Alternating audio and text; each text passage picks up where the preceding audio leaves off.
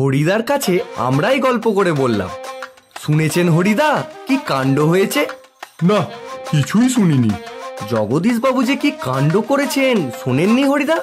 না রে ভাই, বড় মানুষের খবর আমি কি করে শুনবো? আমাকে বলবেই বাকি।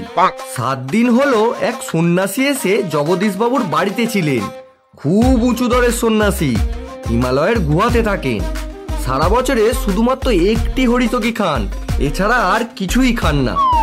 সন্ন্যাসীর বয়সও 1000 বছরের বেশি বলে অনেকেই মনে করেন।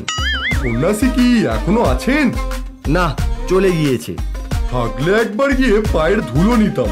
তা পেতেন না হরিদা, সে ভয়ানক দুর্লভ জিনিস। শুধু ওই একা জগদীশ বাবু ছাড়া আর কাউকেই পায়ের ধুলো নিতে দেননি সন্ন্যাসী। কেন? জগদীশ বাবু একজোড়া কাঠের খড়মে সোনার বল লাগিয়ে সন্ন্যাসীর পায়ের কাছে ধরলেন। তখন বাধ্য হয়ে সন্ন্যাসী পা এগিয়ে দিলেন, নতুন খড়ম পরলেন, আর সেই ফাঁকে জগদীশ বাবু পায়ের ধুলো নিয়েছিলেন। বাহ, এ তো বেশ মজার ব্যাপার। হ্যাঁ, তাছাড়া সন্ন্যাসীকে বিদায় দেবার সময় জগদীশ বাবু 100 টাকার নোট জোর করে সন্ন্যাসীর ঝোলার ভিতর ফেলে দিলেন। সন্ন্যাসী হাসলেন আর চলে গেলেন। গল্প শুনে খুব গম্ভীর হয়ে গেলেন হরিদা। অনেকক্ষণ চুপ করে রইলেন। আমরা কি বলছি না বলছি সেদিকে হরিদার কোনো কানই নেই। হরিদার উনানের আগুন তখন বেশ গনগনে হয়ে জ্বলছে। আমাদের চায়ের জন্য 1 হাঁড়ি ফুটন্ত জল নামিয়ে দিয়েই হরিদা তার ভাতের হাঁড়িটা উনানে চড়ালেন। শহরের সবচেয়ে সরু এই গলিটার ভেতরে এই ছোট্ট ঘরটাই হরিদার জীবনের ঘর, আর আমাদের 4 জনের সকাল সন্ধ্যার আড্ডার ঘর। চা, চিনি আর দুধ আমরাই নিয়ে আসি। হরিদা শুধু তার উনানের আগুনের আঁচে জল ফুটিয়ে দেন।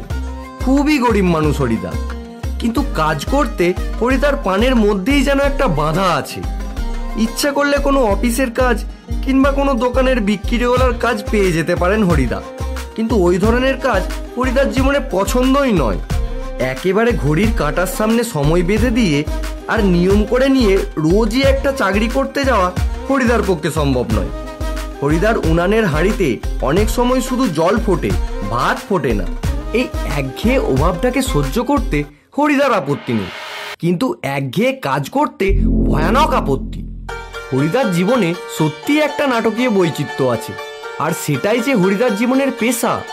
হরিদা মাঝে মাঝে বহুরূপী সেজে যেটুকু রোজগার করেন তাতেই তার ভাতের হাঁড়ির দাবি মিটিয়ে দিতে চেষ্টা করেন। মাঝে মাঝে সত্যিই উপোস করেন হরিদা। তারপর একদিন হঠাৎ আবার এক সকালে কিংবা সন্ধ্যায় বিচিত্র ছদ্মবেশে অপরূপ হয়ে পথে বের হয়ে পড়েন। কেউ চিনতে পারে না। যারা চিনতে পারে তারা 1 আনা 2 আনা বকশিস দেয়, আর যারা চিনতে পারে না তারা হয় কিছুই দেয় না, কিংবা বিরক্ত হয়ে 2-1 পয়সা দিয়েই দেয়।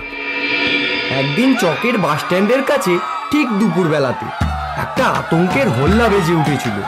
একটা উন্মাদ পাগল, মুখ থেকে লালা ঝরে পড়ছে, চোখ দুটো কটকটে লাল, তার কোমরে একটা ছেঁড়া কম্বল জড়ানো, গলায় টিনের কৌটোর মালা।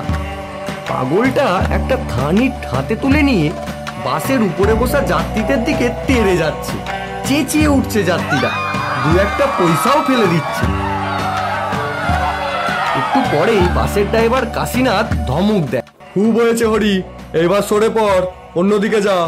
হ্যাঁ, ওটা কি একটা বহুরূপী? বাসের যাত্রীরা কেউ হাসে, কেউ বা বেশ বিরক্ত হয়, কেউ আবার বেশ বিস্মিত। সত্যি খুব চমৎকার পাগল সাজতে পেরেছে তো লোকটা। হরিদার জীবন এইরকম বহুরূপের খেলা দিয়ে একরকম চলে যাচ্ছে। এই শহরের জীবনে মাঝে মাঝে বেশ চমৎকার ঘটনা সৃষ্টি করেন বহুরূপী হরিদা। সন্ধ্যার আলো সবে মাত্র জ্বলেছে, দোকানে দোকানে লোকজনের ব্যস্ততা ও মুখরতাও জমে উঠেছে। হঠাৎ পথের উপর দিয়ে ঘুমুরের মিষ্টি শব্দ রুমঝুম করে বেজে বেজে চলে যেতে থাকে। এক রূপসী বাইজি প্রায় নাচতে নাচতে চলে যাচ্ছে। শহরে যারা নতুন এসেছে তারা 2 চোখ বড় বড় করে তাকিয়ে থাকে, কিন্তু দোকানদার হেসে ফেলে, হরির কাণ্ড, এটা একটা বহুরূপী নাকি? বাইজির ছদ্মবেশে সেদিন হরিদার রোজগার মন্দ হয়নি। মোট 8 টাকা 10 আনা পেয়েছিলেন, আমরাও দেখেছিলাম। হরিদা কোনোদিন বাউল, কোনোদিন কাপালিক, কখনো বোচকা কাঁধে বুড়ো কাবুলিওলা, কখনো হ্যাট কোট প্যান্টুলুন পরা ফিরিঙ্গি কেরামিন সাহেব। আজ এখন কিন্তু না আমরা ঠিক বুঝতে পারছি না হরিদা এত গম্ভীর হয়ে কি ভাবছে। সন্ন্যাসীর গল্পটা শুনে কি হরিদার মাথার মধ্যে কোনো নতুন মতলব ছটপট করে উঠছে? আজ তোমাদের একটা জবর খেলা দেখাবো। আমাদের দেখিয়ে লাভ কি হরিদা? আমাদের কাছ থেকে একটা সিগারেটের বেশি তো কিছু পাবেন না। না, ঠিক তোমাদের দেখাবো না, আমি বলছি তোমরা সেখানে থেকো, তাহলে দেখতে পাবে। কোথায়? আজ সন্ধ্যায় জগদীশ বাবুর বাড়িতে।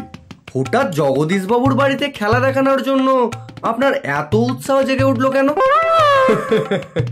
মোটা মতন কিছু আদায় করে নেব, বুঝতেই তো পারছো। পুরো দিনটা রূপ ধরে ঘুরে বেরিয়েও 2-3 টাকার বেশি হয় না। একবার বাইজি সেজে অবশ্য কিছু বেশি পাওয়া গিয়েছিল, কিন্তু ওতেই বা কি হবে। ঠিকই বলছেন হরিদা, সপ্তাহে বড়জোর একটা দিন বউরূপী সেজে পথে বেরোন, কিন্তু তাতে 7 দিনের পেট চলবার মতো রোজগার হয় না। না, এবার আর কাঙালের মতন হাত পেতে বকশিস নেওয়া নয়। এবার মারি তো হাতি, লুটি তো ভান্ডার। একেবারেই যা ঝেলে নেব তাতে আমার সারা বছর চলে যাবে। কিন্তু সে কি করে সম্ভব? জগদীশ বাবু ধনী মানুষ বটেন, কিন্তু বেশ কৃপণ মানুষ। আপনাকে একটা যোগী সন্ন্যাসী কিংবা বৈরাগী সাজতে দেখে কত আর খুশি হবেন জগদীশ বাবু? আর খুশি হলেই বা কত আনা বকশিস দেবেন? 5 আনার বেশি তো নয়। তোমরা যদি দেখতে চাও তবে আজ ঠিক সন্ধ্যাতে জগদীশ বাবুর বাড়িতে থেকো। থাকবো। আমাদের স্পোর্টে চাঁদা নেবার জন্যে আজ ঠিক সন্ধ্যাতেই জগদীশ বাবুর কাছে যাব। বড় চমৎকার আজকের এই সন্ধ্যার চেহারা। আমাদের শহরের গায়ে কতদিন তো চাঁদের আলো পড়েছে, কিন্তু কোনোদিন তাকে আজকের মতন এমন একটা শান্ত ও স্নিগ্ধ উজ্জ্বলতা কখনো চারিদিকে এমন সুন্দর হয়ে ফুটে ওঠেনি। ফুরফুর করে বাতাস বইছে। জগদীশ বাবু বাড়ির বারান্দায় একটা চেয়ারের উপর বসে আছেন। সাদা মাথা, সাদা দাড়ি, শান্ত সৌম্য ও জ্ঞানী মানুষ জগদীশ বাবু। আমাদের স্পোর্টের চাঁদার খাতাটিকে জগদীশ বাবুর হাতে তুলে দিয়ে দাঁড়িয়ে আছি। চমকে উঠলেন জগদীশ বাবু। বারান্দার সিঁড়ির দিকে তাকিয়ে জগদীশ বাবুর 2 বিস্মিত চোখ অপলক হয়ে গেল। আমরাও চমকে উঠেছি বই কি, আশ্চর্যও হয়েছি, একটু ভয়ও পেয়েছি। কারণ সত্যি যে বিশ্বাস করতে পারছি না, সিঁড়ির কাছে যে এসে দাঁড়িয়েছে সে কি সত্যিই হরিদা? ও চেহারা কি সত্যি কোনো বহুরূপীর হতে পারে? জোটা জুটোধারী কোনো সন্ন্যাসী নয়, হাতে কমণ্ডলু নেই, চিমটে নেই, মৃগচর্মের আসনও সঙ্গে নেই, গৈরিক সাজও নেই। আদুর্গা, তার উপর একটি ধপধপে সাদা উত্তরীয়, পরনে ছোট বহরের একটি সাদা থান, মাথায় ফুরফুর করে উঠছে শুকনো সাদা চুল, ধুলো মাখা পা, হাতে একটা ঝোলা। সে ঝোলার ভিতর শুধু একটি বই, গীতা। গীতা বের করে কি যেন দেখলেন এই আগন্তুক, তারপর নিজের মনেই হাসলেন। আগন্তুক এই মানুষটি যেন এই জগতের সীমার ওপার থেকে হেঁটে হেঁটে চলে এসেছেন। শীর্ণ শরীরটাকে প্রায় অশরীরে একটা চেহারা বলে মনে হয়। কি অদ্ভুত উদাত্ত, শান্ত ও উজ্জ্বল একটা দৃষ্টি এই আগন্তুকের চোখ থেকে ঝরে পড়ছে। আসুন। আপনি কি ভগবানের চেয়েও বড়? কেন কেন আপনি একথা বলছেন মহারাজ? আমি মহারাজ নই, আমি এই সৃষ্টির এক কণা ধুলি। কিন্তু আপনি বোধহয় 11 লক্ষ টাকার সম্পত্তির অহংকারে নিজেকে ভগবানের চেয়েও বড় বলে মনে করেন, তাই ওখানেই দাঁড়িয়ে আছেন, নেমে আসতে পারছেন না। আমার অপরাধ হয়েছে, আপনি রাগ করবেন না। আমি বিরাগী, রাগ নামে কোনো রিপু আমার নেই। ছিল একদিন, সেটা পূর্বজন্মের কথা। বলুন, এখন আপনাকে কিভাবে সেবা করব? ঠান্ডা জল চাই, আর কিছু চাই না। ঠান্ডা জল খেয়ে নিয়ে হাঁপ ছাড়লেন বিরাগী। এদিকে ভবতোষ আমার কানের কাছে ফিসফিস করে, না না, হরিদা নয়, হতেই পারে না, অসম্ভব। হরিদার গোলার স্বর এরকমেরই নয়। পরম সুখ কাকে বলে জানেন? সব সুখের বন্ধন থেকে মুক্ত হয়ে যাওয়া। শুনছো তো, এসব ভাষা কি হরিদার মুখের ভাষা হতে পারে? জগদীশবাবু ততক্ষণে সিঁড়ির উপর বসে পড়েছেন। বোধহয় বিরাগীর পা স্পর্শ করার জন্যে তার হাত দুটো ছটফট করতে শুরু করেছে। আমার এখানে কয়েকটা দিন থাকুন বিরাগীজি, আপনার কাছে এটা আমার প্রাণের অনুরোধ। বাইরের খোলা আকাশ থাকতে আর ধরিত্রীর মাটিতে স্থান থাকতে আমি এক বিষয়ীর দালান বাড়ির ঘরে থাকবো কেন বলতে পারেন? বিরাগীজি। না, আপনার এখানে জল খেয়েছি, এই যথেষ্ট। পরমাত্মা আপনার কল্যাণ করুন, কিন্তু আপনার এখানে থাকা আমার পক্ষে সম্ভব নয়। তবে অন্তত একটু কিছু আজ্ঞা করুন, যদি আপনাকে কোনো... না, আমি যার কাছে পড়ে আছি তিনি আপনার চেয়ে কিছু কম নয়, কাজেই আপনার কাছে আমার তো কিছু চাইবার দরকার হয় না। তবে কিছু উপদেশ শুনিয়ে যান বিরাগী, নইলে আমি শান্তি পাবো না। ধন জন যৌবন কিছুই নয় জগদীশবাবু, ওসব হলো সুন্দর সুন্দর এক একটি বঞ্চনা। মন পানের সব আকাঙ্ক্ষা নিয়ে শুধু সেই একজনের আপন হতে চেষ্টা করুন, যাকে পেলে এই সৃষ্টির সব ঐশ্বর্য পাওয়া হয়ে যায়। আচ্ছা, আমি চলি। আপনি একটা মিনিট থাকুন বিরাগীজি। সিঁড়ির উপর অচঞ্চল হয়ে একটা মিনিট দাঁড়িয়ে রইলেন বিরাগী। আজকের চাঁদের আলোর চেয়েও স্নিগ্ধ হয়ে এক জ্যোৎস্না যেন বিরাগীর চোখ থেকে ঝরে পড়ছে। না না, ওই চোখ কি হরিদার চোখ হতে পারে? অসম্ভব।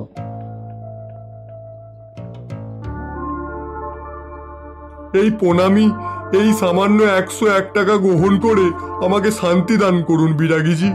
আপনার তীর্থ ভ্রমণের জন্য এই টাকাটা আমি দিলাম।